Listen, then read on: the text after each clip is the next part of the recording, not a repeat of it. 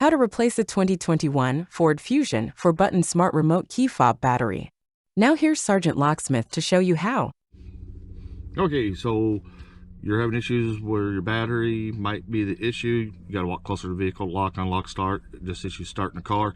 Let's do the quickest repair first. If your key ring is attached right down here, you can leave it on if you want to. Pull the emergency blade out, pop that to the side. I use a flat tip. It's preference for me.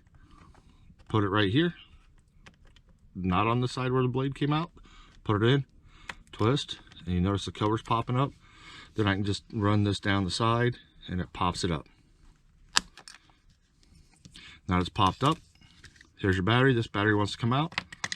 Just dump it up. 2450.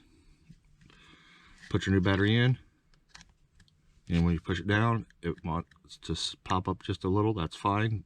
This back cover will hold it down.